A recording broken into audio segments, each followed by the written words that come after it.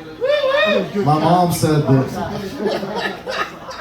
supposed to tell him that she's gonna refill his prepaid phone card tomorrow, so he can call her again. You know what I'm saying?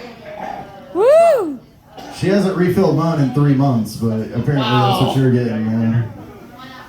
She said that there's a egg salad sandwich in the fridge for you tomorrow morning. Anyway, my mom's favorite, Andrew Mayetta, is coming to the stage.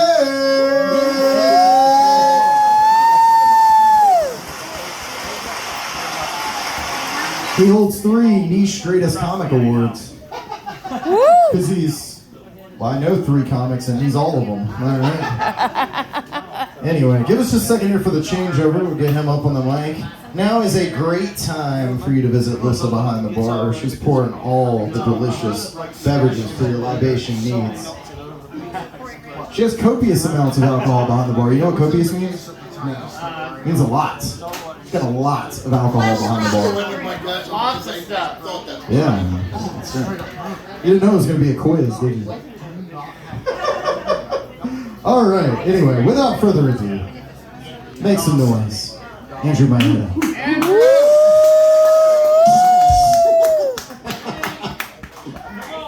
Check, check. 1, 2, 3, 4. Don't worry, he'll bring it. I can count. That's all he can do. Let's go. How's everyone doing tonight? So, I love coming here. I love seeing all the performers. But does anyone else share the spiritual experience that Trevor has when he's performing? Dude, you were having a religious experience up here when you were performing. Correct. That's true. The man is feeling his music, and if you can't feel your own music, then what the hell good is it? Yeah. So, I don't. This is a weird joke for a weird time of year for me to do this, but I thought about it earlier today. They say Christmas is the most wonderful time of the year, right? All right. Yeah. So tell me, yeah, exactly. They wrote a song about it. Thank you, Mavric. Dick. But think about it. People's tempers snap like that. Suicide is up, crime is up, car crashes are up, alcoholic incidences are up. I don't think it's the most wonderful time of the year. I kind of find it the most depressing. Like, the whole month of December sucks, and then you have dinner with your family, and if you're lucky and you enjoy your family's company like I do, it's like, okay, the whole month of crap is worth it for this one dinner.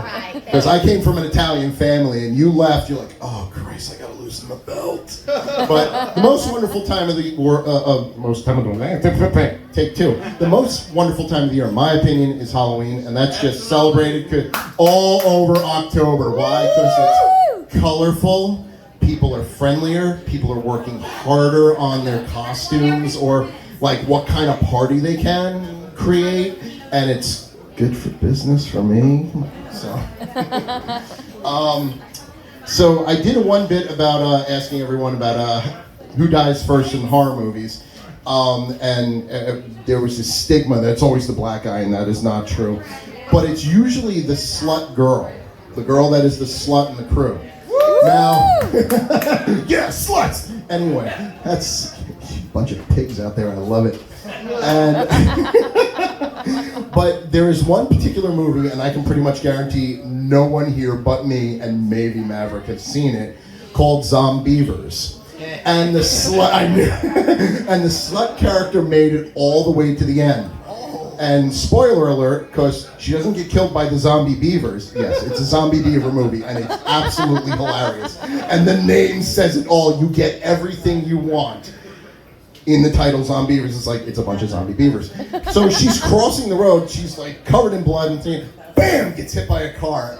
And I couldn't stop laughing, because the guy who was driving the truck was Bill Burr, one of my favorite comedians. Bill Burr! I love Bill Burr. Now, I've noticed over the last several years, a lot of people have been talking about we need more strong women characters in cinema. Horror movies. Who usually survives? Who usually kills Jason, Michael Myers, Freddy? It's always a woman. I think Friday the 13th Part 2, a guy helped the girl But then at the end of the movie, no one knows where he is. And I talked to him about that when I met that actor. And he goes, yeah, I don't know what happened to my character either.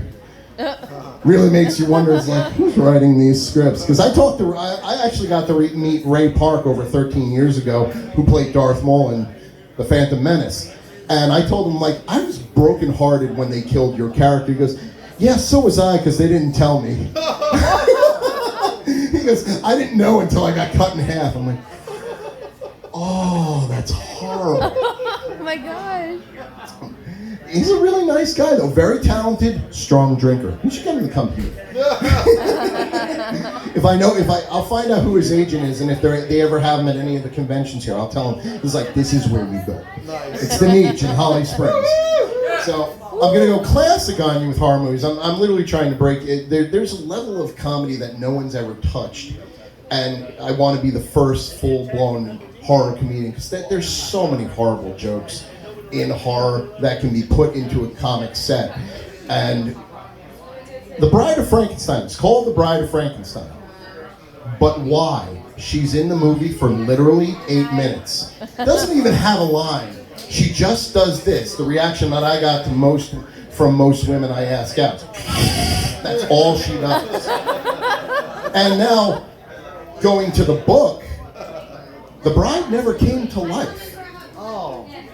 Yeah, I only learned that like a year ago. I'm like, wow, I feel stupid. And it was like, anyone here ever read that book? Hey, sometimes the bride never comes at all.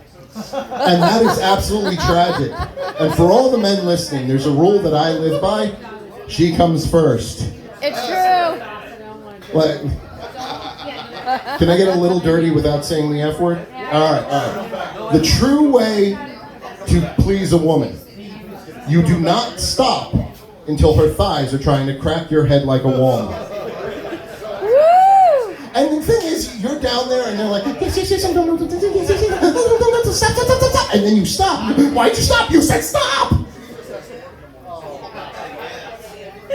Now we'll go back to horror movies. You ever watch these movies and does anyone ever really feel sorry for the people getting killed in these movies? No. It was like, I heard a strange noise. Let's go look at it. Let's go check it out. All by myself. And if you are ever in a horror movie and seeing it in the theater and you hear some jackass cackling in the theater, that's me. Definitely. That's how you find me in a horror movie. Okay. So I have a little of motivational stuff because I'm noticing that people are snapping a lot more than usual. And I won't say how because I don't like to touch current events, but smile at a stranger. It'll either make their day, or if they're dangerous, they're like, well, that person may be crazier than me. Help someone. If you like someone's t-shirt, say I like your shirt. Just don't do what I do when I'm standing at a convention, like, nice shirt. I'm like, I like the shirt. And they're like, okay.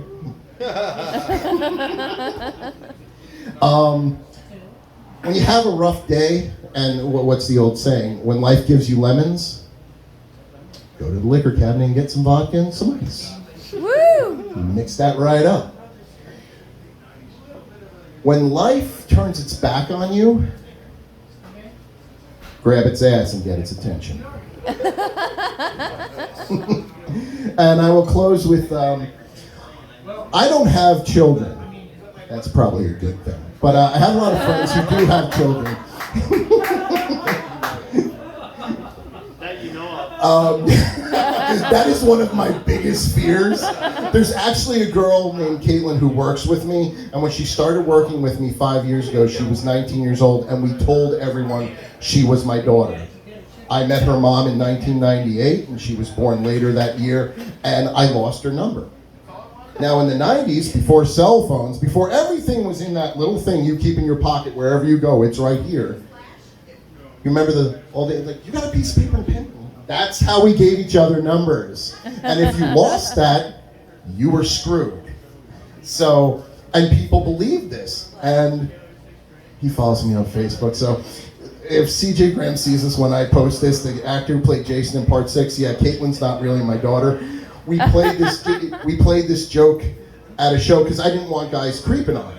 And apparently, when she's like, when I'm at the booth, no guy will talk to me. They'll listen to me if I'm doing the sales pitch, but no guy will hit on me. But as soon as I leave, they'll be like, hi, and they're like, oh, you're going back to your booth. And then CJ Graham, this is how I found out this guy really admired what I did and respected me, because he sat down and talked to her for 5 minutes telling her, let me tell you how great of a guy your father is. I've known him for years. I'm like, oh, we're taking this too far. So if he sees this, he's gonna like, that son of a bitch. I'm gonna get a machete thrown at my head the next time I see him at a convention, if he sees this, but no one follows my Facebook. So I came up with these things with some of my friends, things to say, or friends have asked me, it's like, I want you here the first time my daughter brings a guy home. I'm like, oh, yes. The first one of my personal favorites, this is like, you hurt her? Just know this. I'm not afraid of going back to prison. You look him dead in the eye and tell him, I know how to hide a body, and I have an alibi as well.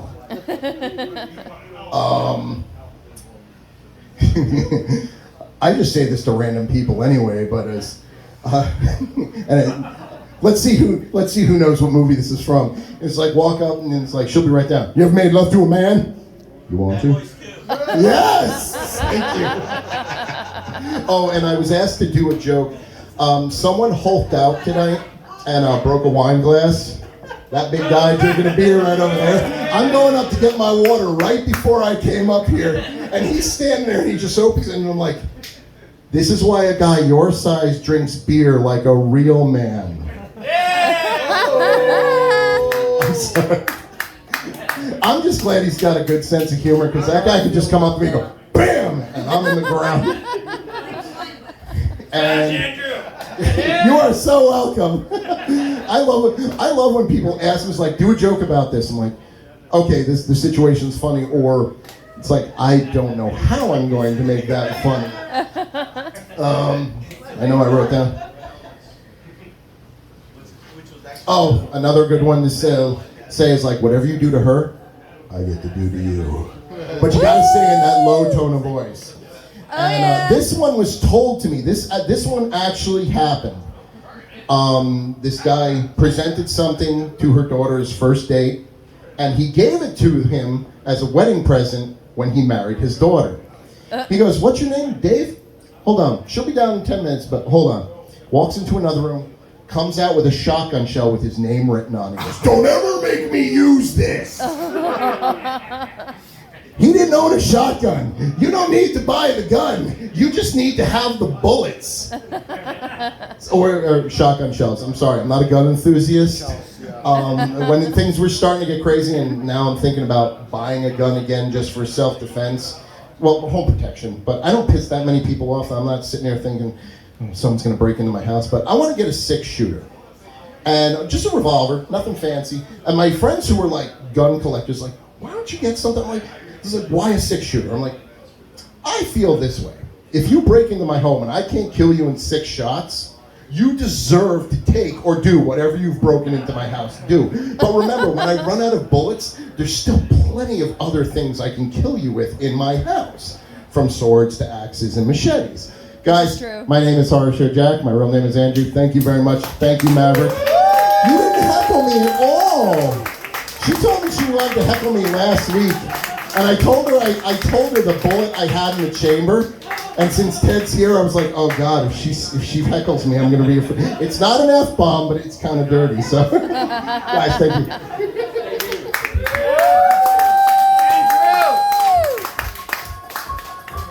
Nice. Yeah.